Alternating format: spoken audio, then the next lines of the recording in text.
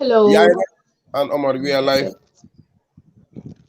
Okay, thank you, Esa. Thank you, Omar. Thank you. Let me just share on my Facebook page and also just put it on some of the pages. Some of the pages we'll just put it there. Just give me a second. Ñu ngi leen a nuyu yéen ñëpp. Hello, Gambia. Hello. Ñu ngi leen a sant di leen gërëm di leen nuyu di leen waxaat ne ñëwaat nañ. Another Friday of Wakhtaani Rewmi. Comme niñ leen ko digee rek every Friday we are gonna be here pour ñëw pour waxtaan ak yéen. So ñu ngi leen a dalal. I think ne Esa let me jël 1 second maa ngi share video bi si pages yi and I'm trying to share it while we wait for Esa, you can share it on the groups, yeah?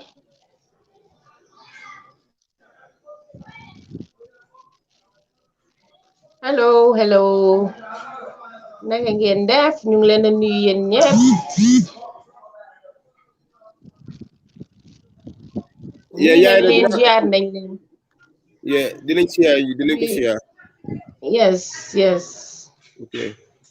ñu ngi leen a nuyu di leen sant di leen gërëm di leen wax ne rek ne ñëwaat nañ pour amaat ak yéen waxtaan comme niñ ko waxee rek every ajuma dinañ ñëw fii pour waxtaanee yéen waxtaani doxalini réew mi tey nag ñëwaat nañ di am fête trop pour ñëwaat dajewaat ak yéen fii di ñëw di waxtaan ak yéen hello Nicholas ñu ngi leen a nuyu Seynabou ñu ngi leen a nuyu bii dama def because duma dey usually gis the comments but I'm on the side trying to read the comments because normally hello yaa say hello ñu ngi leen a nuyu please gars yi share leen vidéo bi te ngeen invite seen friends yi ngeen share the video seen family si vidéo si ngeen share ko fu nekk because waxtaan bi ñoo waxtaanee fii lu am solo la comme ni ma ko dee waxee ñun ñëpp dinañ si jànga muy ñun mi toog ñëw di waxtaan ak yéen dinañ si jànga tey nag dañ amaat démba soo gisee li taxoon tey ñu ñëwaat ñu am démba rek démba last time biñ ko amee wax na lu am solo jàng nañ popular demand moo tax ñu isi ko waat teyaat pour waxtaana moom tey nag waxtaan bi niñ ko ñëwee ñu dee ñëw di waxtaanee li nga xamante ne voter registration bi nga xamante ne mooy dox moom la ñoo waxtaanee tey moom la ñoo waxtaanee ñu seet ndax waxtaan ndax nii la ñoo doxalee réew lii tey mooy li nga xam ne moo ñu fi isi pour ñu ñëw pour waxtaane yéen gis nañ ne comme lii xew bi voter registration bi ubbee ba léegi tey nag ñu ñëwoon pour waxtaanee see yow yéen ñu am Omar Omar saa yu ma waxee Demba rek doo dee dama dee correct sax de dem bi de Omar Dem lañ fi am tey pour ñëw waxtaana moom Omar comme niñ ko gisee rek am nañ feete trop pour isiwaat la fi last time bi moo fa naa ne mooy last week programme bi dafa ala dawme woon so moo taxoon ñëpp ñu ne Omar day bëgg Omar ñu amaat ko ma ne leen ok so we want to have Omar again we gonna have Omar again and Omar tey li ñoo waxtaanee mooy comme ni ma ko waxee rek ndax gis naa sax forêt mu ngi koo wax a simple matter mu ñëw tey bugg a nekk loo xam ne dafa become very complex mooy ne voter registration bii nga xam ne foog naa ne fi mu nekk mooy waxtaani ñëpp gis nañ naka la fa taajoo exemple mooy bi gën a fës sax dafa naa ne gox gu nekk sax ñi ngay am problème waaye li gën a fës ñëpp di ko waxtaanee tey mooy li nga xamante ne mu ngi xew Banjul gis nañ ne IEC dañ jox di mayor ñu ngi ko jox pour muy joxe attestation loolu nag lañ bëggoon yow nga leeral ñu because gis nañ ne Foria génne nañ si ay article yu bari ba nga xamante ne sax honorable Halifa bindoo waxoon na ne su fekkee ne IEC correctuñ lii nii defe naa ne ñoom ñu ngi wax sax ne ñoom bañuñ si pour dem si court because lii dañ ko war a jaaral si yoon bi mooy loi bi li nga xam ne moom la tëral defe naa ne noonu lañ ko war a toppee léegi nag yow ñu bëggoon pour nga leeralal askan bi ñiy déglu pour lii ay été wante rek la jàngale laa ko tuddee mooy ne askan bi war naa leer torop si ñoom nekkul nag rek nit ñi dañoo yuuxu di wax rek di politique santa réew miñ teg defe naa ne dañ ko war a topp so ñu ngi la doon santa di la wax ne nga leeral ñu lan la loi bi wax when it comes to kan moo war a joxe attestation ndax IEC liñ def is it right or ndax dañ jalgati please bëgg nañ nga leeralal ñu loolu Omar. Tabarakallah jërëjëf yaa Aida maa ngi leen ay nuyu yéen yëpp nuyu déglukat yi yëpp tamit képp koo xam ne yaa ngi foro platam bi ak amagul jot yëpp maa ngi leen ay nuyu di leen gërëm di leen sant di rafetlu suñu teewaay tey ci waxtaan bii ni nga xam ne waxtaani réew la réew nag moom ñëpp a ko bokk moom te kenn ci ñun àndanu ko wante bokk defar rek mooy mën a am gannaaw bokk defar moo mën a am fokk rek ñu waxtaan mooy sotti yëpp su boobaa laajte bi nga laajte noonu bu am solo la mooy mbiram attestation bi le waaw loolu nag baax na pour nit ñi am ci information bu leer am ci ku ci ànd nga xam lu tax yow nga support loolu ku koy bañ lan moo tax nga bañ ko yëpp dafa war a wéeru ci doo xam ne dafa ànd ak sarta wala léew mun a explain bopp te nit mun cee jëlee daal mais yi pour ñu joxe attestation képp koo xam ne yaa ngi jëfoo fi li ñooy oyee simple common sense sax jarutoon sax nit di ko wax sa morom da loolu su fekkente ne yow player la player in the game kooku tamit moom nga jox doole ji pour moom mooy identify kan moo mun a bokka ak ku munta bokka xanaa loolu kay dafay jeexal wax yi jarul sax ñu dem ci ifin soo àggul ci bunti loi sax common sense sax dafa jeexal loolu ci misaal mayo yi dañ taxawoon élection ci turi political parties yooyu le fu mu ne nii ñu ngi paree pour jongante ci woote presidential election ak yeneen subsequent election yi ci war a toppa kooku le mu ngi bokk ci parti yi ba pare ñu jox ko doole pour moom mooy seedee kan moo yelloo karta woote ak ku ko yelloo wut xanaa loolu kay foog naa ku nekk war naa xam ne su fekkee lu jub nga bugga waxuma bu dee yaa ngi bugga def pour bugga ngaa def rek wala sañ a def rek xam nga sañ naa def ak def li nga war a def dafa bokk te nag sañ-sañ moom waru fee dox ci wàllu élection bi war moom la nit ñi war a topp so moom as a mayor wala any other mayor te gannaaw political party la represent kooku le xel warta nangu moom ñu jox ko doole muy seede ay nit ne ñii ñoo yelloo yoree parti réew mi ak ki ko yelloowul boobu liggéey bu nekkee ci loxoom boobu ku nekk sa xel mun na see ñaaw te nag woote moom réew ñu ne jàmm rek moo ko baax wante soo bàyyee sa xel man dama ko dee faral di wax gars yi all the time ne man dafa am benn woy boo xam ne dama ko dee faral di ko use moo di ne there can be no peace without equal rights and justice gis nga saay boo buggee jàmm mu sax rek fexeel dëgg mu taxaw rek jàmm ñëw waaye gis nga fépp dëgg ji si boppam ñu ngi koy jalgati soo sentoo dëgg jàmm dafa am yaa ngee nax sa bopp so pour ñu fexe equal right ak justice mu am loolu bokk na ci carte élection ñu fexe élection bi mu jaar yoon ku win honorably ku winul tamit mu accept honorably ne man nit ñi ñoo ma jëlul waaye kenn naxuma loolu def dee saxal jàmm si élection te nag meeyoo moom xam ngeen ne ci misaal gis nañ ay vidéos yu bari confirme ne am nañu jógee yeneen béréb yoo xam ne Banjul si boppam sax xamuñ gox yi si biir Banjul sax ñu jox leen attestation ñu leen de demal nga jël voters card xam nga ne loolu su fekkente ne yaa ngi jongante ak parti boobule sa xel bu ñaawul kon yow ñoruloo nañ waxante dëgg waaw te nag gis nga yaa ay kay ma wax la benn affaire Gambien si dañu war a accept a rule for one should be a rule for all yaa ay da mun ngaa imagine bu doon ne mayo PDOIS moo nekkoon Banjul tey muy joxe attestation da nga foog ne ñi noppi tey doo dégg seen coow. loolu moom kon ni ko doon Facebook bi ak social media bi ak Gambia. Even the media on the ground dinañ doon wàccee asamaan si suuf suñ ko munee sax. very well li nag mooy dëgg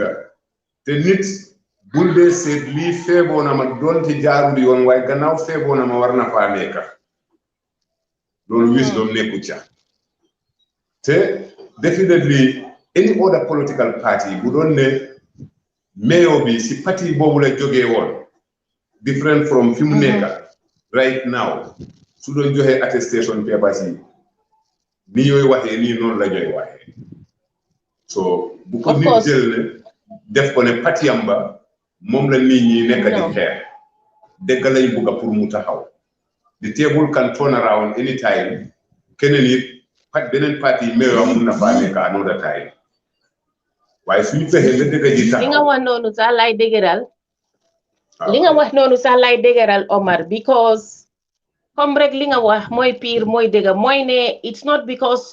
dañoo xeex benn political party or anything ndi comme ni nga ko waxee rek ñun ñëpp xam nañ mayo bi fi mu nekk si bañ a nekk fii di tudda ay tur waaye the reality is PDOIS ku ci mel ni Halifa defe naa ne fi mu nekk nii ñëpp xam nañ ne saa yu déggee kàddoom rek loo xamante ne waxoon naa ko dañ koo baamtuwaat moo xamante ne loo xamante ne lu ñor askan wi la du mus di wax di ekkati kàddu loo xam ne moom la ñor au political party bi lii du buleet pour ñu dégg ko pour muy wax loo xamante ne gis nañ ne ñu ngi yaxaluwaa o doxal niñ war a doxalee defuñ ko defoon nañ ko fi bi nga xamante ne faloon nañ mooy following due process pour fal di VP defoon na ko am na yeneen yoo xamante ne jaar na fi loo xamante ne toppuñ luwaa bi niñ ko waxee to the latter Halifa dégg nañ ko te loolu noonu yëpp nekkutoon ne it was because of political party boo xamante ne gis nañ ne xëy na we are rival in the game that is not the reason why he ak ñi ekati kaddu sax ñi ko wax ñun ñëpp dañ ko wax because ñun we want a fair election because su fekkee ne gis nañ ko comme ni nga ko waxee gis nañ audio si dem nga xam ne nit ñi ñu ngi wax ne allegedly ne there are people being transported from other areas of the country di leen isi biir Banjul dem nañ fi nga xamante ne some of these centers ñu ngi fa dem ñu ngi leen a laaj fan nga jógee biir Banjul naka la sa koñ tudda naka la sa nomba tudda ñii mënuñoo wax ban nomba lañ dugga man Aida Jallow dey ku ma laajoon man juddu Banjul suma maam Banjul la juddoo suma yaay juddoo Banjul tey bi maa wax a yow nii ku nekk su sa baay amul kër Banjul sa maam am na kër Banjul man suma maam Suley Sow dafa am kër Banjul primate la am kër sax waaye soo ma laajee man Aida Jallow fan laa juddoo tey ak fan laa yaroo dama la ne man number 7 William Street laa dëkka man xam naa fu ma jógee defe naa ne yow fi nga jógee area bi nga jógee suñ la ko laajee war ngaa xam number koñ bi nga tiga o koñ bi nga dugla sax war nga koo mun a xam defe naa ne loolu is common sense waaye xam naa ne nag fi nekk Gambia biñ nekk tey common sense is not common nekkaatut ko anymore moo tax ñi nga xam ne tey ñu ngi jóg di defend di wax ne mayo bi am na droit pour joxe ko because Banjul ñu ne amuñ alkalo amuñ chiefs therefore ñii ñoom la ñoo jéem a justify ne looloo tax mayo bi te ñoom xam nañ li tax ñuy ko wax because ñoom mayo bi si ñoom la jógee wante Omar mayo bi dafa taxaw moom lan la wax mu ne moom dafa xool nit su la xoolee ba mu ko neex waaw kay ba mu ko doy mu ne moom mu jox la bu la xoolee doyuloo ko moom du la jox dama bëgg nag yow nga leeralal ma ndig ñun ñëpp xam nañ ne du noonu la ñoo mun a qualifier o noonu la ñoo mun a seetee loi réew mi waxut noonu ne noonu la ñoo seetee kan moo qualifier yow Omar bëgg nañ nga leeral askan wi yan sarta ak yan requirements moom la IEC tëral su suñ constitution bi mu nekk fa mu nekk si loi yi nga xamante ne moo tënka ku ñoo war a register lan nga require lan la ñoo seet lan nga war a isi pour ñoom pour ñu jox la ndax tamit bugg nañ tamit nga dugga tamit pour wax ñu lu tax Banjul mayo bi nii duñu alkaalo waxuñ ne alkaalo in Banjul because Banjul amuñu alkaalo loolu nga gën ñu xuusal si loolu ndax nit ñi understand yes dëgg la jërëjëf yaa Aida li nga wax lu am solo la gis nga xay sudul meeyoo sax dama dëkk bi ma nekk nii dama dee xëy dem toog si alkaali bi fu mu dee joxee attestation pour may observe ni yëf yi di demee waaye the procedure is alkaali bi sax mënut a fexe ba xam ñiy juddoo ci dëkk bi yëpp amul barke boobu mënu koo xam saka xale yu ndaw yi nga xam ne yu ngi 18 19 20 years yi nii te dëkk bu mag la alkaali bi amul barke boobu pour mu xam straight away kii waa fii la wala du waa fii te amul benn document buy wonee ne kii waa dëkk bi la di procédure bi fay dox mooy ne su fekkente ne mosuloo am benn kayiti Gambia buy wonee ne yow doomi Gambia nga da ngay dem ooyi mag yi si biir dëkk bi koo xam ne alkaali bi xam na ko wóolu na ko mu ne waaw kii xam naa ko kii waa fii la diw doomi diw la mu wéeru ci waxi kilifa dëkk bi pour ne kooku diw a ko jur dañ na xamul xale bi waaye suñu ko ne diw moo ko jur def ko dee xam te kooku it seedee ko tamit dafay dal di nekk kilifa si dëkk bi xam ne yaakaar na ne xëy na du nekk di jalgati duwaat su fekkee dëkk boobu moo demee noonu how on earth a mayor in Banjul moom mu mun a xool nit rek biir Banjul mu xam ne waaw kii du juddu Banjul la kii du juddu Banjul produit suñ benn document amul benn seede boo xam ne ku nit mun a wéeru ci waxam la pour seede kooku ne waa Banjul la xam nga ne wax jooju moom xel mënu koo jël boobu ñor déedéet dëgg la li nga wax noonu IEC am nañ certain powers na li constitution bi wax mooy ne wala di electoral law bi li muy wonee moo di ne lépp loo xam ne loi bi si boppam dafa silence on that waxul ci dara kon loi bi dooleel na IEC pour mu come out with a rule to fill that vacancy or the gap in the process. Okay. So IEC ci loolu lañu base pour ne léegi because the law was silent on mayors. Okay. The law stopped sort of talking about mayors. The alcalis and chiefs can attest, you know, for applicants. Why do I be mentioned mayor? Mayor. Banjul, there are amul alkali, amul chief. Once mayor afaneka. So mayor ba guy gannaaw bi ñu seetee guy bi ñu seetee ne gannaaw Banjul amul alkali amul chief léegi mayor bi gannaaw loi bi may nañu doole lépp loo xam ne loi bi waxu ñu tànn koo xam ne dañ ko élect. very good so ñoom ñu bees ci loolu ñu ne tànn nañ mayor bi léegi jox nañ ko powers yi pour mu attest for applicants boobu nag tamit def nañ ko waaye nag they did not think outside the box. Either it was deliberate or they did not think outside the box. The mayor is a political player and is belonging to a party which is interested in becoming presidential election. Kooku ne soo ko joxee doole ne moom mooy nangu kii war a am kii pour sànni carte ak ko war a am ci biir Banjul boobu tamit negative impact bu rëy la ci biir loolu moom si man loolu moom rig election bi ba pare la man noonu laa ko gisee mooy suma own opinion mooy ne you are trying to rig the process simple as ABC because you cannot give powers to somebody pour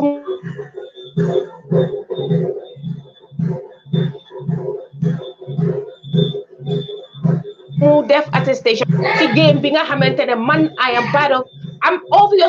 gonna give my team man ci suma booba dama jox suma team advantage pour ñu win and that is exactly what we're seeing now. So da ngaa gis ne comme li nga doon wax noonu ci wàllu Halifa ak doy lépp lu ñuy wax duñ ci dee xool ne kii ànduma ak moom ci xalaat ci wàllu politique bi nga xam ne mooy jëriñ réew mi loolu la dee wax. Boroya bind nañ sax di wone ne na lii seef na mayor bi si boppam sax even moom credibility am ak office am is it safe for her ndax dañ mun nañoo expect revising court léegi su ñu yóbbee nit di revising court mu guilty of acquiring a Gambian document illegally ka koy atteste foo koy bàyyi loi bi suñ tegu ci kooku ka ko seedee ne moom xam na ne doomi Gambia te dugul loola léegi kooku loi bi fan la koy bàyyi xam nga ne su boobaa da ngay gis ne moom si boppam Foroyaa is trying to guide her pour dimbale ko bu mu dugg ci yoo xam ne dina yàq dëram yàq dëri office am ba so doy duñ ne amal kenn hard feeling la ànd ngeen ci xalaati politique la àndu leen ci xalaati politique lii jëriñ ëllëg ak tey yëpp loolu lañ lay wax bu ko nangu tey nag alhamdulilah waaye bu ko nangu tamit Gambien yi dama dee faral di wax nit ñi ne Gambien yi duñ dee sonna di wax ne doy waxoon na nii dégg nañ ko ba sonna de tabaarikalla boobu mooy stand bi so da ngaa gis ne we have to try as much as possible lépp lu ñuy def ñu koy def in good faith partisan issue dafa dee dangerous because comme li ma la ko waxee rek the table can turn around anytime bu turning around rek if you were not sincere to pay a very hefty price waaye gis nga lu safe doy all the time lépp lu ñuy def sincerity lañ cee yóbbu ak ni table bi mën a tourner all the time doy remain on its track kenn amul dara looy sikkee doy loolu la ñuy jàngal loolu lañ bëgg ñëpp develop attitude boobu nag kenn du am attitude boobu feeg nekkuloo nationaliste foog ngay gis réew mi rek balaa ngaa mën a am attitude boobu doy nag boobu la am. jërëjëf ba pare tamit dafa am loo xamante ni tamit I was reading about that as well because lii daal dama xam ne fi ñoo jëm moom si lii dina doy waar because man maa ngi anticipate ne we might have to revise this whole process again in fact I'm also thinking ne sax mun naa am ñu defaat ko because maa ngi read ne the coalition on election foog naa ne they are called there's a committee or what have you I don't know you can correct me if I'm wrong maa ngi read ne ñoom si seen bopp parce que ñu ngi alert ne sax ne there are some alcalos or whatever some alcalos or some chiefs they are trying to charge people money as well. These are some of the things also I was reading on the from Korea. May foog na tamit ne ndax loolu tamit lu waa réew mi dafa d'accord ndax ñii pour ñu charge nit ñi pour ñu register is it legal or is it IEC ñoom ñoo leen jox power also for them to start charging people? Do we na lii dafa musa am si Gambia because a lot of things ñu ngi xew si yëfi this registration I think ne I mean really it's really dafa mind blowing I mean I don't understand. What do you think about that as well? Yes, li xibaar la boo xam ne moom tamit is another fundamental fayeeku pour ñu stamp attestation papers for applicants. Mun naa la wax Aida about just few days after the beginning of the registration 3-4 days into it am naa suma benn friend am na fu ma xoolee si benn dëkk man balaa information bi ngay wax ni balaa mu génn ni dañuy ni di ko réegi bokkule mu ne moom de dem na ba seede benn alkaali gars yi dañ ko dee fay bu mu stampal leen pour kii bi attestation moo tax I was not surprised waxoon naa ko ay few people pour mu try pass information bi tamit to those people man ay will waaye moom mi nga xam ne witness na ko tamit ma jox ko contact yooyu ma ne ko na wax ak yooyu tamit man suma wax ji mun a am fu mu wéeru gannaaw man nekkuma fa waaye di passing my wonder how I know it waaye yow mi ko witness boo ko waxee dinañ am so pour gàttal rek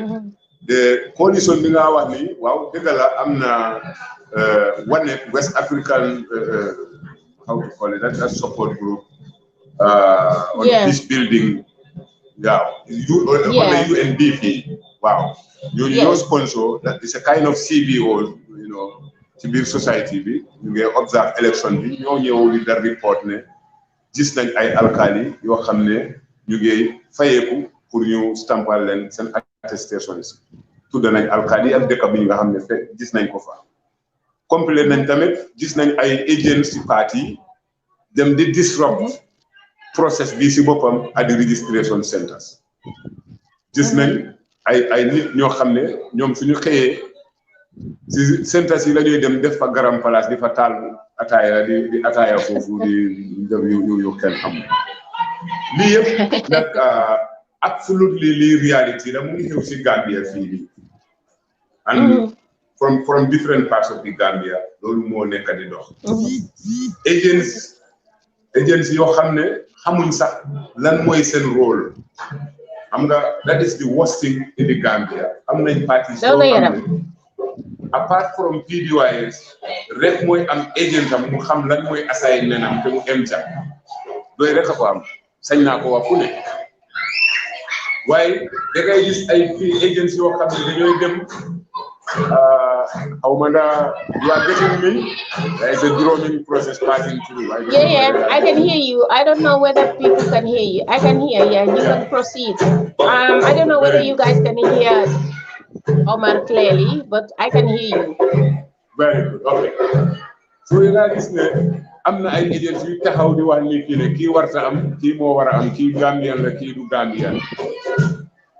man wax naa ci ba mujj gi am suma waxukaay sax dafa jeex di leen xamal ne look yow as an agent you are not empowered to tell the people kan ko war a am ak ko warta am yow parti nga fi represent yow mi ñëw represent parti na yow kenn mayul la doole pour nga nangu ne kii moo war a am kii moo warta am ma ne ko loolu xel mënu ko nangu kii man maa ngi si parti yow yaa ngi si parti keneen mu ngi si beneen parti waaye léegi yow yaa bëgg am doole pour ne kii moo war a am voters card waaye kii warul koo am ma ne ko how fair would that game be ma ne leen what you are supposed to do danaa leen ko waxal koo xam ne d'accord loo ne war na am na ko te yow foog nga ne warul koo am process bi lu mu la laaj santal loolu nga paree te loolu tamit yàlla number bi ay voters card number bi serial number si ak turam adresse am su fekkente ne pare yóbbul ko seen office su ngeen buggee ngeen establish di bàyyi seen course ngeen challenge leen waaye amuloo doole pour ne wax kii moo war a am register kii warul koo am kii gan la kii du gan no single Gambian has the authority to decide who is a citizen and who is not loi bi rek am doole boobu loi bi bala ngaa dugg foofu sa baral ma Omar ma dog la bala ngaa dugg foofu yaa ngi doon wax ne alkalos yi ak some chiefs are charging money maa ngi gis Alaaji Ndour mu ngi wane ne they are charging moom mu ngi wax ne they are charging people 200. Are you confirming that they can charge people or they're not allowed to charge people? Is that what we're saying? No, the amount that xam nga loo xam ne is not lawful kooku amatul fixed price ne lii la war a charge. Oh, I see. So it is illegal to charge people. They're not supposed to charge people. They are not even supposed to charge a penny. Attestation free of charge. So képp ku ci fay ko xaalis kooku mu ngi yàqal lu waa réew mi wante ki dem di fay tamit that's clear. Ki dem di fay tamit kooku tamit ki nit ñi war a seetaat bu baax la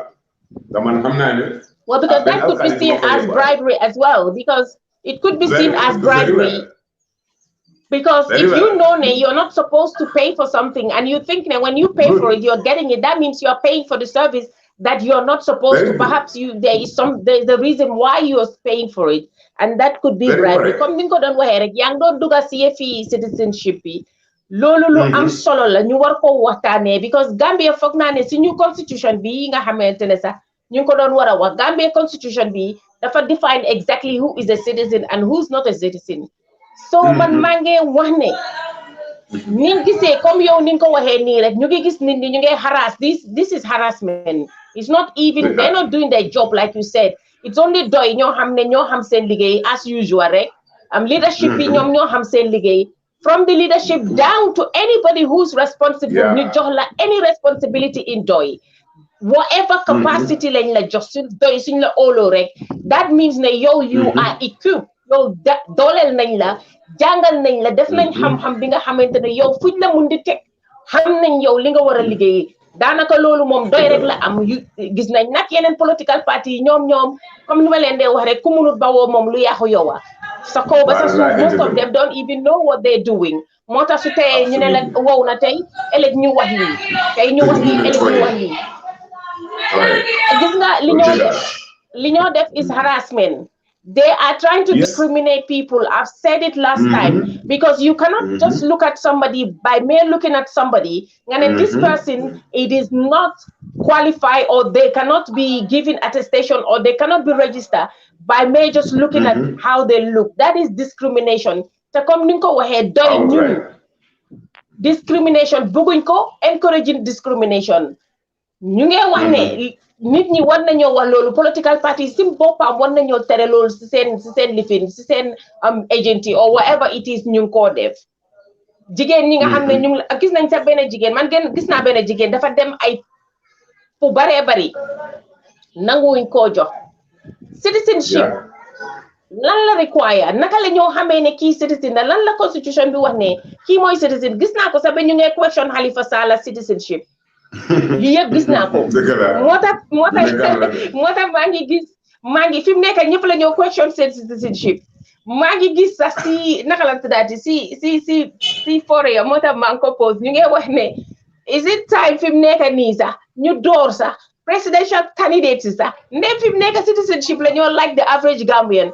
Kon nañ ko commencé si presidential candidates yi ñu commencé ko Monday ñu ne ñoo promise nañ ne Monday they will come by giving background of these candidates, and rightly so. Man, I don't even have a problem, because dama foog na sax ku war a taxaw war nañoo xam dëgg who you are.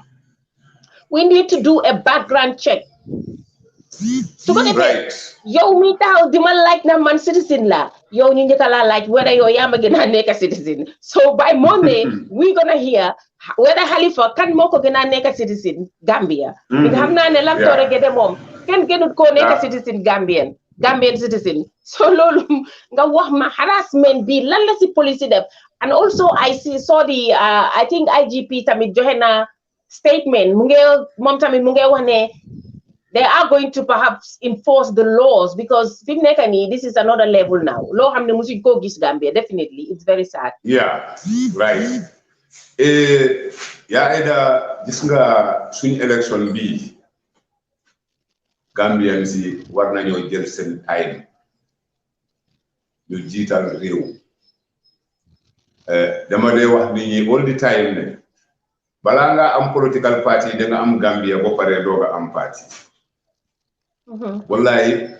kenn du fi jógee si ñun nga dem Sénégal am nga form fa political party wala nga fay support wala any other country. Gambia moom nga am ba pare sooga mun a am party. Kon nag sowe Gambia sowe sa parti bi la waaye ñu ngi fi façon politique boo xam ne doy fokk ñu jël leadership bi again pour neutralize situation yàgg nañ ci nag jamono bu nekk forces yi buñ commencé classe pour tas suñu réew mi doy dafay jël dal leadership role pour di educate di enlighten waaye gis nga something terrible is happening après citizenship bi nag bi xam naa ne danañ amaat beneen discussion at another day waaye man distraction laa ko gisee. This is a distraction from reality. Gis naa sax Forea ñu ko binda waaye man left to me alone sax Forea would not even bother to go. Distraction la man noonu laa ko gisee. Ma ne the recent statistical report mu ne 71% of Gambians are living below the poverty line tey. Wow. If 71% of Gambians are now below the poverty line, bobu disaster la bobu noppi. Mu dem further to show ne Gambia is still grappling with food security. Mooy ne réew maa ngi xiif. te waxoon naa ko fi suñu last programme ne Gambia dafa xiif fiñ tollu nii. Report boobu le déggal na wax loolu. The Gambia is still grappling with food insecurity. Naka la ñooy toppee diw Sénégal la jógee Mali la jógee doo waxal nit ñi naka la ñooy génnee ci that poverty and that hunger. Lii la Gambia di bugg a definitely. Ku am parti tey ngay politics ñëwal ak nit ñi di solution to this hunger and this poverty. Ku amul solution boobu noppi. This is distraction. Waaye nag bii danañ ko amal programme boppam ñu continuer ci li nga wax nii rek balaa ñu deviate from our very topic. Wante the citizenship issue dafa clair. Gambian boo xam ne wala nit koo xam ne juddoo nga ci Gambia sa benn ci sa waajur yi Gambian la kooku Gambian la na ko loi bi téye et Gambien boo xam ne ñëw nga fii si Gambia juddoowuloo fii wante dëkk nga fi juróom-ñaari at te takk nga doomi Gambia bu dee góor nga takk nga doomi Gambia comme jabar juróom-ñaari at yooyu yëpp yaa ngi doon fay sa immigration naka lañ koy tuddee permit residential permit for 7 years yaa ngi ko dajale nga takk doomi Gambia yow am nga right pour apply for citizenship in the Gambia ku fi takkul jabarit wala ku fi amul jëkkër tamit soo fi dëkkee fukki at ak juróom amuloo benn criminal record yaa ngi doon fay sa immigration papers yi for 15 years amuloo criminal record yow mi am nga right again pour apply for citizenship in the Gambia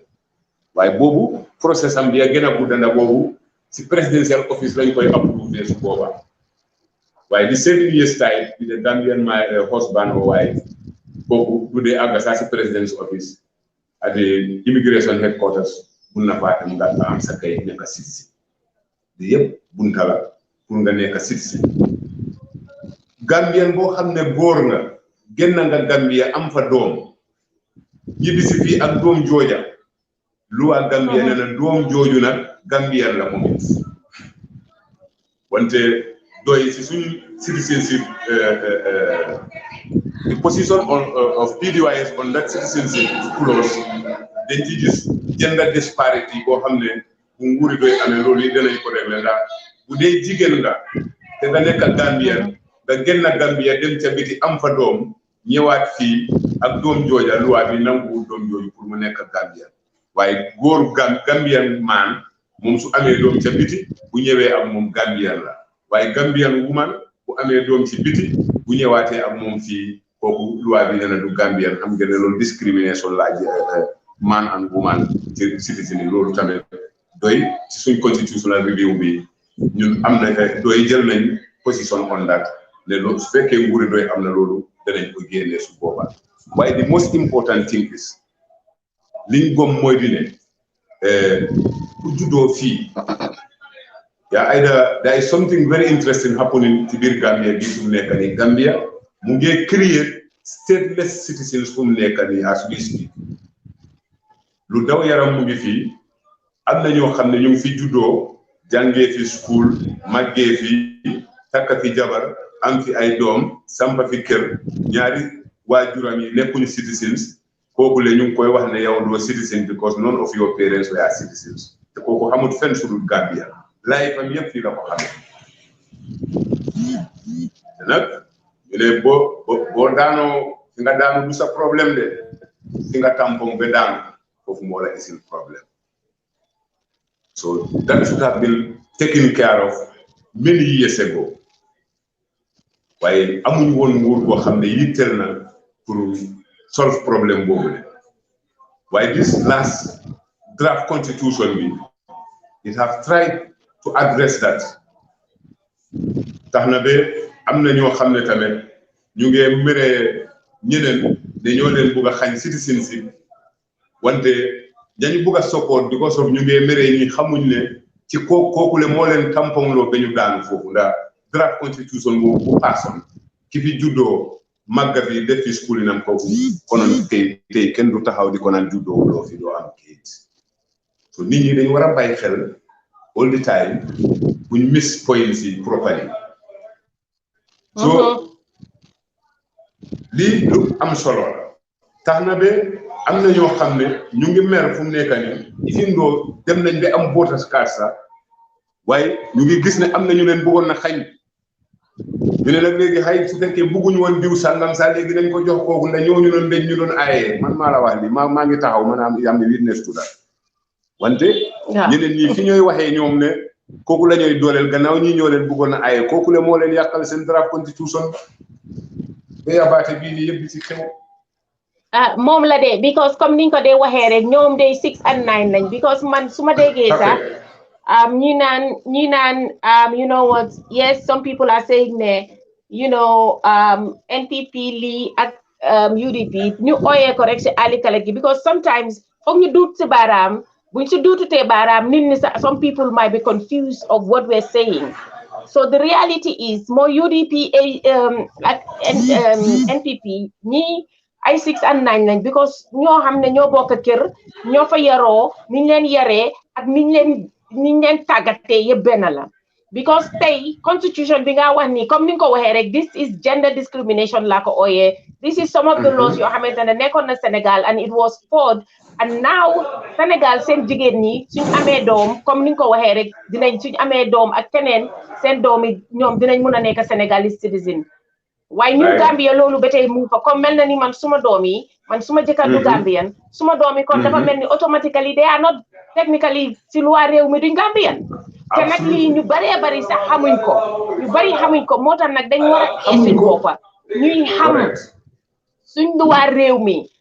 xam because suñoo dem élection façon yii la nit ñi war a understand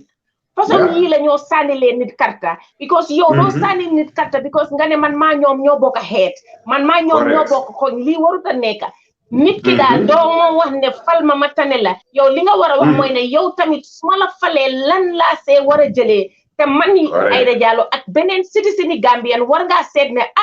man maa ngi nii nekk si west bi a lot of us how many Gambians are in the west some people are married to other people so yow war ngaa mën a toog nga ne man de su ma seet sànnil political party bi o su ma waree convince suma mbokka pour mu dem sànnil political party bi ndax political party bi su ma sànnilee man su ma dunda man be it su fekkee ne dama war a feebar dem lopitaan ndax ñoom sóoraale nañ ne su ma feebaree dem lopitaan dinaa mun a faju ndiigte maa ngi fay naa moo comme ni nga ko waxee ndax man tey suma doom ñii ñu ngi sóoraale school si doom yi suma doom yi di dem ndax ñoom wax nañ seen programme naka la ñoom make sure ne these schools are gonna be reforms ndax ñii sécurité réew mi ni tey Gambia wax nañ ko dinañ ko wax di ko waxaat ndax ñii tamit sécurité réew mi ñu ngi ko sóoraale ak comme yi ñu wax nii yëpp ñu ngi ko sóoraale su ko defee lii nga war a dem sànni leen nit mooy ne programmes ak projets yi nga xamante ne teg nañ ko pour askan wi waaye soo seetloo muy NPPO muy UDPO ñii ñëpp teguñ benn programme li ñoo wax rek mooy benn wax bi ñoom ñëpp seen kaddu benn la ñi ngay dem di discriminate comme ni nga ko waxee this new constitution bi nga xamante ne ñu doon xarab ñoom Halifa di wax ne dañ ko vote yes of course there were so many things that were there people were not talking about it they were only busy highlighting some of the issues yoo xamante ne sax the most average Gambians some of these things do not even affect us the reason why they voted it mooy ne because they were considering one individual mooy one the president mooy ne the president some of the things lim plan ne pour bu ko faa toog for number of years loolu la ko ñii doon xañ so ñoom liñ doon fight yëpp to put the average Gambian it was for their own political gain so ñun Gambian bi ñun askan wi war nañoo xalaataat suñoo jox nit karta lan moo war a tax ñuy laa jox karta nit PDOIS suñ déggee honorable Halifa Sallah Demba yi mu wax yëpp ak yow yi nga fi wax yi yëpp PDOIS saa yi ñoo wax rek askan wi lañ jiital ak li nga xam ne mooy benefit askan wi moo tax wax bi coow li yëpp li yëngu li ko yëngal la ko ëpp doole mooy ne ñii problème bi ñoo am ni yëpp ñoom ñaar ñëpp ñooñu ko teg tey because su fekkoon ne toppa nañ li nga xamante ne mooy di MOU bi nga xamante ne PDOIS càmbar nañ ko because ñoom yàgg nañ for over 3 decades ñu ngay càmbar di xalaat di seet di dem si community si xam li nit ñi di dunda defe naa ne ñoom liñ càmbaroon suñ ko ñii toppoon ni ko noon tey wax nañ leneen waaye ñoom loolu amuñ si interest so moo tax rek nga gën maa bugg a eeyal askan wi it's not even about coming out of topic because we have about 15 minutes coow li ñëw is distraction la PDOIS génn nañ gis ngeen suñ transformative agenda bi teg nañ sarta yi nga xamante ne moom lañ bëgg pour askan wi suñ réew mu développe loolu moo leen tiital loolu moo leen jaaxal moo tax fi mu nekk attaque bi mu ngi bari ñu ngay attaque pour distract ñun nag kenn duñu distract Demba askan wi nga gën leen a wax ne ñu put suñ eyes on the ball Gambians suñ eyes we need to put our eyes on the prize and prize bi mooy lan ñu make sure ne 6 and 9 ñu génnee leen fi ñu teg ñi nga xamante ne ñoom ñoo am suñ interest ñoo am interest réew mi Demba foofu daal bëgg naa nga gën a eyal ma askan wi si loolu about policies and programs and not to be distracted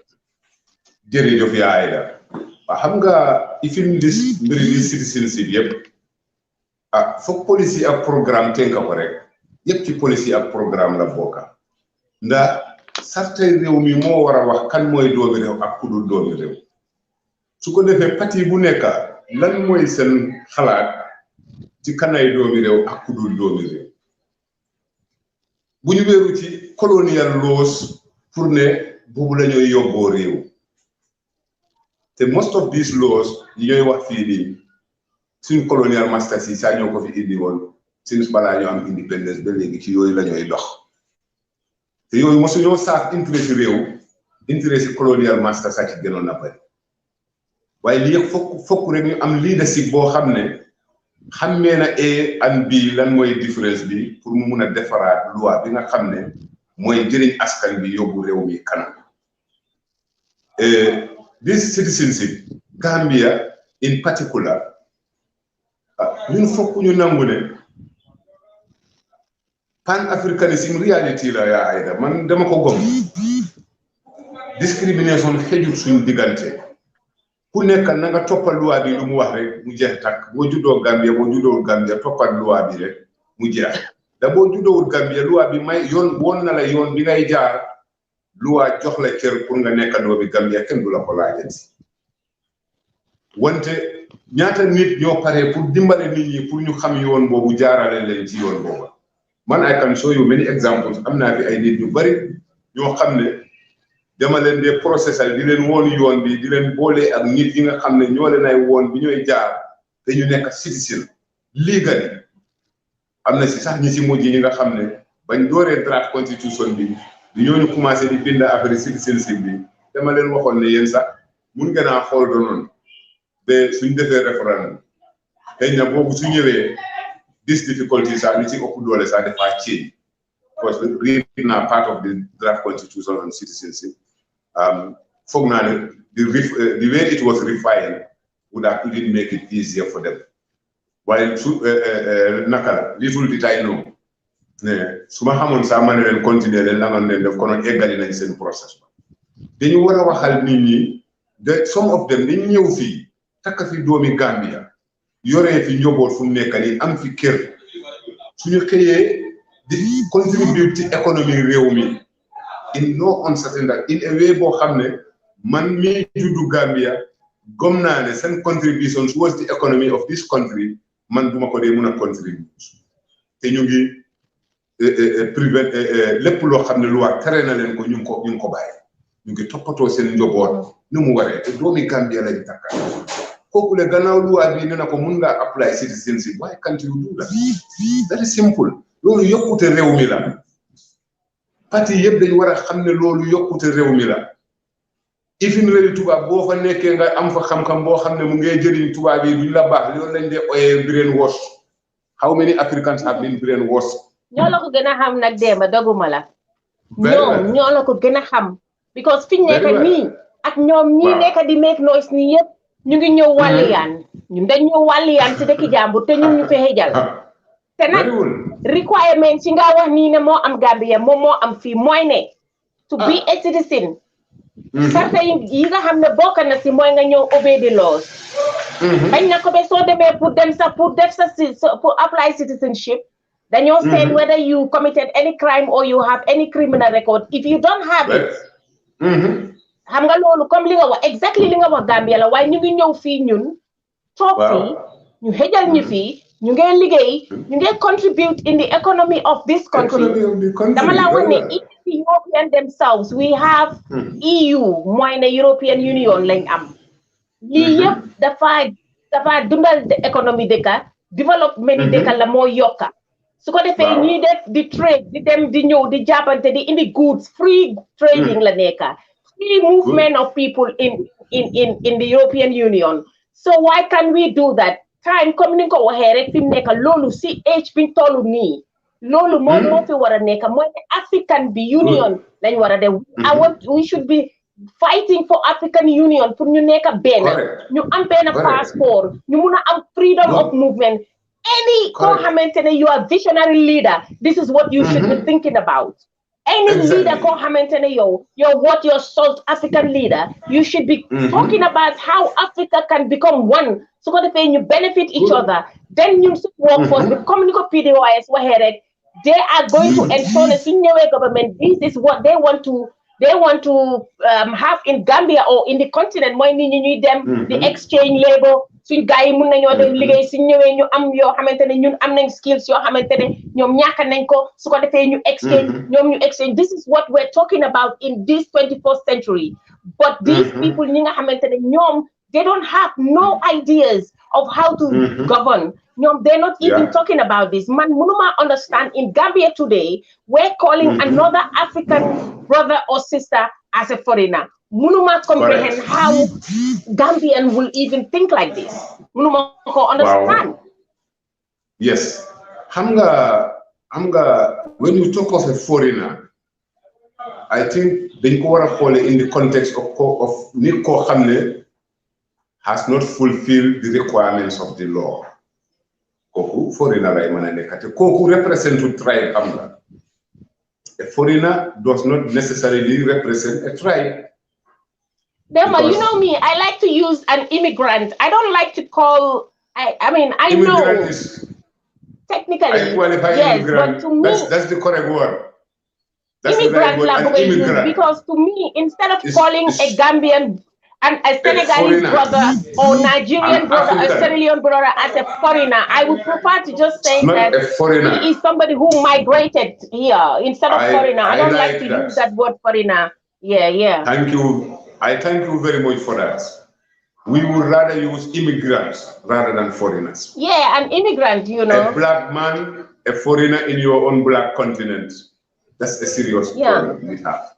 I think we call each other immigrants. Sounds better. Yeah. I agree with that. So, moi, fi ma doon waxee rek li ma doon jumte li ma doon def bëggoon naa wax bireen man a wax bireen di laa wax.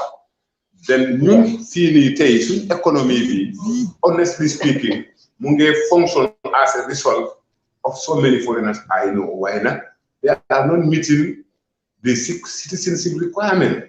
Te ñeneen ñi xamuñ. Nobody tells them. At bu nekk immigration dem taxaw naan leen fay leen seen how to call it, permit, residential permit. Others pay nañ ko fi 50 years. Juróom fukki at du yore restriction yi la maa ko gis. Yaa ngi pay residential permit in a country. Doom yëpp màgg nañ fii fu mu nekk nii. Ñeneen ñi they are now in the civil service serving the Gambian nation. Doom yooyu nag ñu ne duñ Gambian de te nag wax dëgg yàlla none of their parents are Gambians. How long is Gambia going to stay like that? What 2021, unless we decide PDYS to take over this country, then the crisis, citizenship crisis, is what Gambia is heading to. We are heading for citizenship crisis. Because they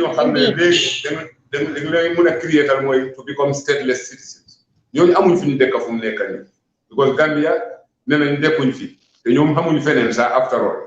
they have never known any other country. When you get gray hair, you have created stateless citizens, which is very, very serious. Then, PDY is more agenda program to rectify that abnormality. 2021 is a decisive year for the Gambians. For you use that opportunity to change the narrative all over. More than last time, this contributions towards the how much gender, this gonga and all that. No. If you know what we are going to contribute, even a penny, for lolu deñ, yow si jihad nga neka.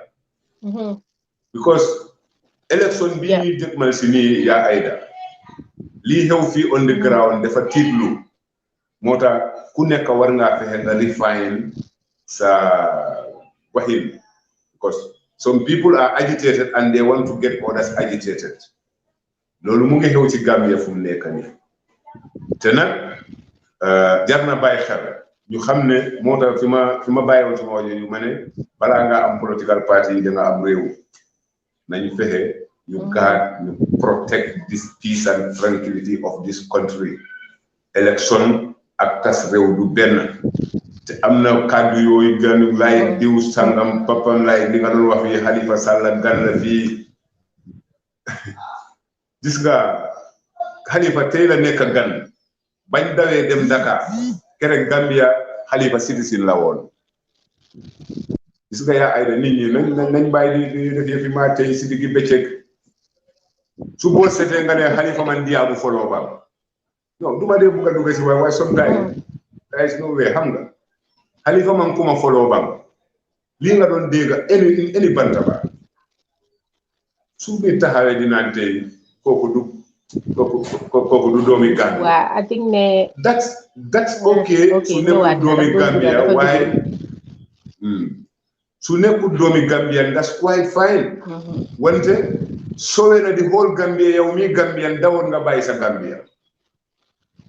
ah kii moo doon ganu sowe Gambia ba yow nga mun a xejaat ci Gambia su nekkul Gambia sa war naa duga di ñëw xaw ma naa man ok ñëwaat na waaw. yow na gëti dégguma Demba soo leen ma dégga xaw ma na Demba yéen a ok ñëwaat na. Am I there? Hello? Hello? waaw. Hello? Demba dafa dugg di ñëw internet bi la xam naa ne Gambia ok. connexion bi moo commencé kii de waaw. ok am I there? Esa dégguma la. sorry ma ne Demba ñu ngi ko dégga bu baax. all right. ok. yeah so xam nga yow waaye yow tamit ñu ngi laa dégga so you can just carry on. right. ok. all right. Well, I can hear you because daf doon duga di génn man. We can hear you. ñu ne ñu ngi laa dégg continue Demba. all right very good. comme li ma doon wax rek ma ne su fekkente ne Halifa du Gambia. Omar ñu ngi laa dégg continue please. You can proceed. They can hear you. yeah su fekkente ne Halifa du Gambian gan la yow mii Gambian bi Gambia nekk si jaxle nga daw sa Gambia ba ko fii. waxuloo defuloo nga dew làkku ji bàyyi Gambia ak man maa la nekk di duga di génn because xam nga ñoom it's a bit delay because of the waaye ñu ngi laa dégg. right so yaa ngi maa dégg getting me am naa connection bii de allo Demba. waaw yow carry on yaay dafa nekk dafa am technical issue. waaye maa ngi laa dégg de Essa xaw ma na yéen a ngi maa dégg waaye man maa ngi leen a dégg. yaay da it's okay dama dina nekk three way léegi dinaa nekk fii nii because man maa ngi dégg Demba maa ngi laa dégg. waaye yow yaay Demba. waaw man maa ngi dégg Claire sometimes daf dee dugg di ñëw. waaye comme Demba ni nga ko waxee rek mooy noonu pour ñu because bala ñëw I think we are going to the 1 hour mark. comme ni nga ko waxee rek Gambia ñu ngi leen a wax ne leen ñu fàttali leen Demba sa junjana ma mooy ne ñu fàttali leen comme ni nga ko waxee woon last week rek PDOIS nekk na political party boo xamante ne askan wi moo leen tax a jóg ñoom politique uñ pour interest politique soo ko déggee woon ñun li ñu xamoon si politique bépp kuy bokk politique dangaa bokk politique pour nga defar sa askan pour sa askan bi nga ñu développe pour dëkk bi gaal nga nekk pour mu développe waaye ñun gis nañ ne tey Gambia politics is not about coming to develop or to come and make people's life better. Most people are coming to politics for themselves, for better themselves and better their family's life. Period. Right. Is the only political party boo xamante ne they are for the people moo tax tey ngeen gis ngeen ko si ñoom seen waxin seen doxun gis nañ ko. léegi nag comme niñ ko dee waxee rek ma wax leen ko mooy ne béy su jaaxlee day màtte béy su jaaxlee dañ màtte daal moo leen dese li ñoo def ni yëpp ñu ngi bow di màtte distraction ñu bañ ko suma maas gi nag we're easily distracted because sometimes some things can happen but really like I said before we are focused. The message is very clear. Demba wax na ko suñ leaders si génn nañ wax nañ ko honorable Halifa Sallah Demba génn wax na ko wax nañ ko si suñ biñ génnee pour launch suñ transformative agenda bi mooy ne Gambia liñ leen a wax mooy ay programme ay policy yiñ teg mooy ne pour yóbbu Gambia dëkk kanam la soo leen si investé doo leen ko réccu mooy ne we want people sympathizers or supporters pour ñu go ñu invest mooy ne they can place their order pour su ko defee ñu am transformative agenda bi ngeen place seen order ngeen order pour ngeen pledge you can pledge £50 less if you're generous you can do more parti bi comme ni nga ko waxee ñun si average Gambien si ñun si ñooñu lañ yaakaar soo gisee ma ne la yaakaar mooy pour ñoom seen yu ndaw yi ñëw ici pour ñëw di leen dooleel because nag ñu ne ndoxi neen du forox te ñun ñëpp xam nañ ne fi mu nekk nii liñ jublu mooy 2021 élection bi pour ñu mun a dem pour from Banjul ba Koyna ruxay yëpp ñu dugga fi logistique la logistique si nit yëpp xaalis lañ soxla xaalis boobu nag gis nañ honorable Halifa Sallah suñ MPC yëpp bépp koo xam ne sa salaire suñ ko jotee dañ ko dee defaat si biir askan wi ñu ngi ko dugalaat si seen gox yi nekk kon defe naa ne ñun suñu warugar la ñun doomi réew suñ amee suñ lu ndaw liñ am ñun tamit ñu contribute ko si parti bi so ñu ngi leen a continuer di leen pour ngeen ñëw pour invest into this political party investment boo xamante ne la yow di nga si am di nga si jëriñoo sa doom dina si jëriñoo sa set-setaat dina si jëriñoo parti bi rek duñ si jëriñoo comme yeneen political parties si gis nañ leen biñ duggee lan lañ fi def gis ngeen fii moom ñun ñëpp teg nañ boot fii kenn moom lu ne fanga kenn du ko jiix ñëpp gis nañ di difference between 2016 ba léegi biñ ñëwee léegi nag ñu ngi leen a wax ne leen ngeen ñëw ngeen invest di parti boo xamante ne mooy pour askan wi mooy pour nit ñi mooy pour développement ni réew mi ngeen comme Demba ni mu ko waxee am na ñu bari ñu ngee wax fii tey li leen dal nii ñu ngee dem pour register mënuñoo register li leen ko teg xam nañ ko li leen ko teg mooy ñi nga xam ne seen boppa lañ fa nekkaluñ leen fa moom moo ko ici because tey constitution bi nga xamante ne spend nañ fa hundred and plus million su fekkoon ne constitution boobu déglu woon nañ PDOIS lan lañ si wax ni kon duñ egsi fii foog naa ne Gambie war nañoo tàyyi di wax naan PDOIS waxoon nañ ko Halifa waxoon nañ ko fi mu nekk li fi des mooy li Halifa waxoon li PDOIS waxoon for over 3 decades nañ ñu make sure ne ñu implement ko comme 2021 mooy ne lan mooy ñu sànnil PDOIS in 2021 ñu elect leen ñu fal leen ñu dem ndax ñu mun a am foundation su dëgër yi nga xamante ne moom lañ soxla pour taxawal suñu réew mi Demba maa ngi laa jox kaddu gi pour nga daaneel su ko defee ñu tëj programme bi jërë ngeen jëf. jërëjëf yaa Aida. Demba Omar Dem not Demba Omar Dem. xam nga man dama am benn jikko loo tur boo ma ooyee rek su ma xamee man ngay oo rek man damay wuyu rek ma noppi. waaw dëgg la kay waaw dëgg la yaa Aida Omar Dem la léegi danaa la dimbale la nga miin ko xaaral rek su ma lay xool. waaw please su yàgg. tabarikalla waaw li nga wax lu am solo la gis nga réew mi moom ñun ñoo ko bokk de yaa Aida te moom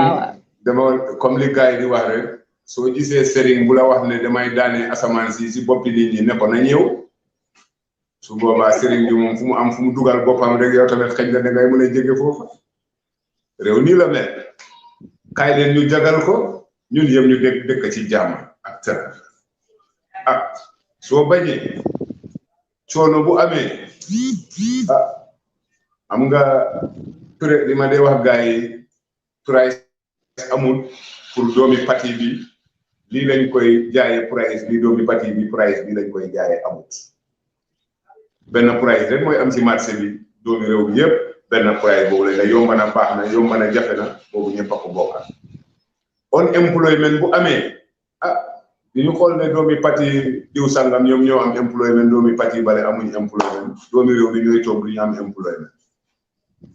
su garab ñàkkee si lopitaan bi soo fa demee duñ la laaj sax yow ban xeet nga bokk saka ñu lay laaj sa parti bi nga bokk bu fa garab ñàkkee ñu ne la rek garab amul mu jeex tàkk kon nag nit ñi nga xam ne ñooy sànni carte ñoo war a am fayda soo nekkee ak nit suma maam def ma ko dee wax mu ne ma boo nekkee ak nit ci biir néeg yow yëg nga ne moom mu ngi fa waaye moom yëgut ne yaa ngi fa yow da ngay sàqat mu xam ne yaa ngi fii waaye ñun tamit parti yi ak ñi lead parti yi su fekkee faydalul ñu ñun ñii sànni karta ñun nañ faydal suñu boppa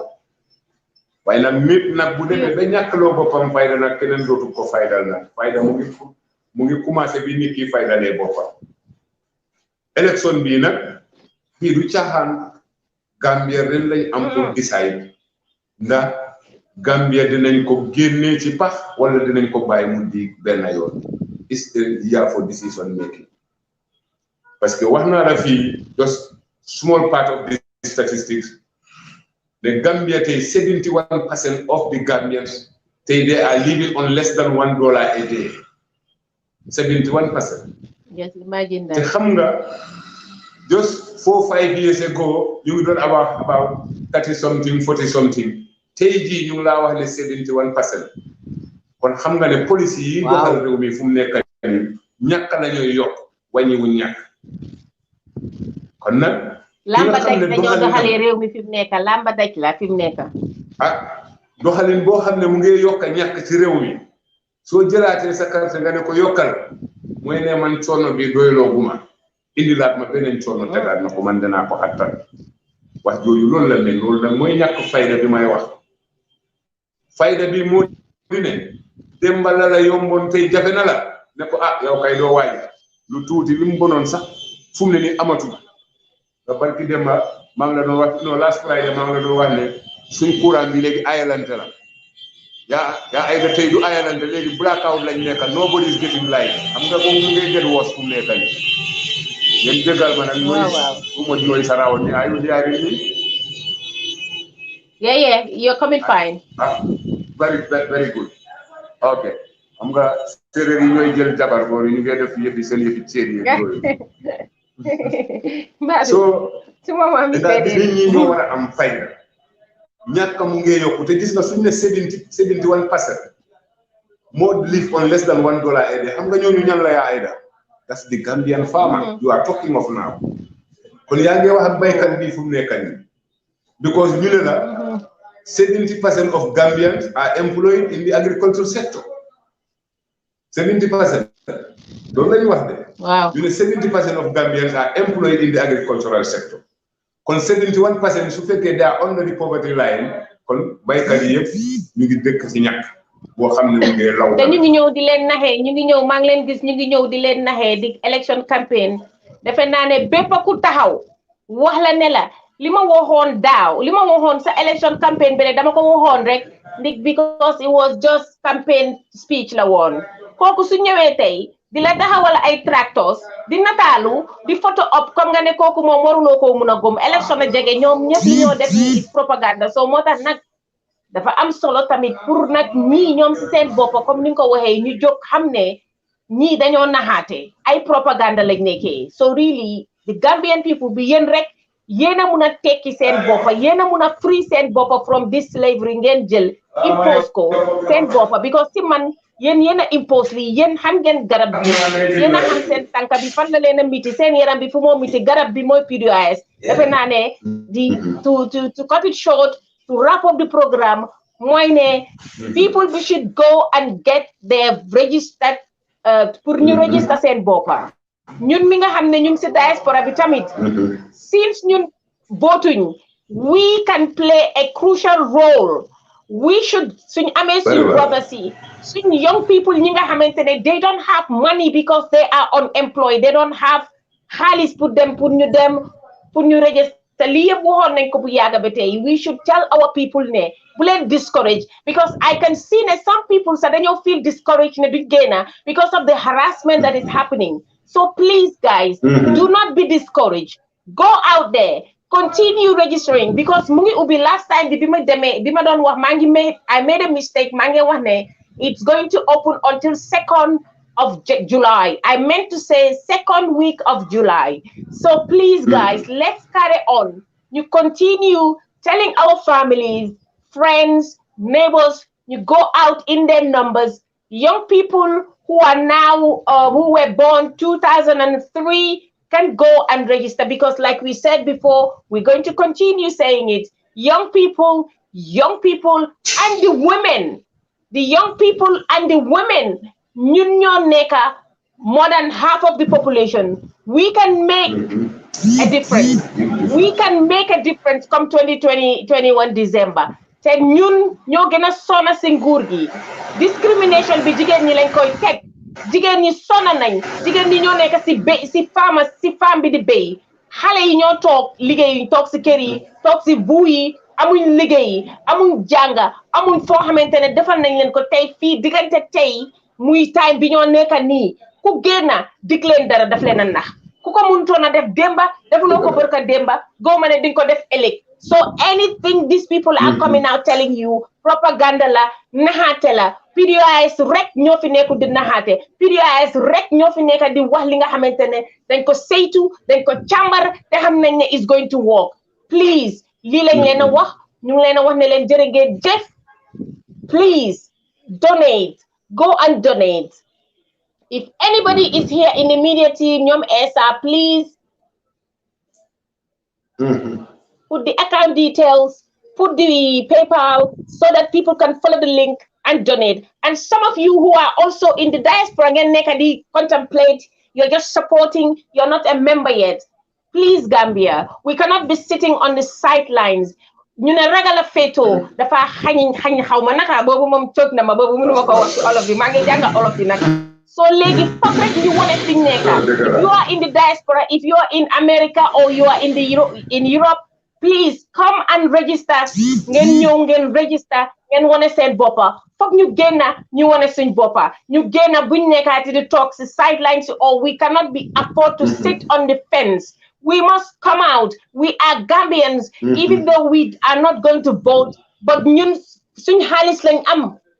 And this is also very important. Election xaalis number C is important, but also xaalis bi dafa important. Please come and register to the party boo xamante ne mooy the solution for Gambia. Inshallah dema maa ngi laa wax jërëjëf kontaan naa trop li ma la am maa ngi wax ñëpp ñi nga xamante ne ñu ngi seetaan please guys share the video in your group families share it with your friends mu continuer ñuy dégg message bi dema jërëjëf maa ngi leen wax ne leen jërë ngeen jëf te di leen wax ne leen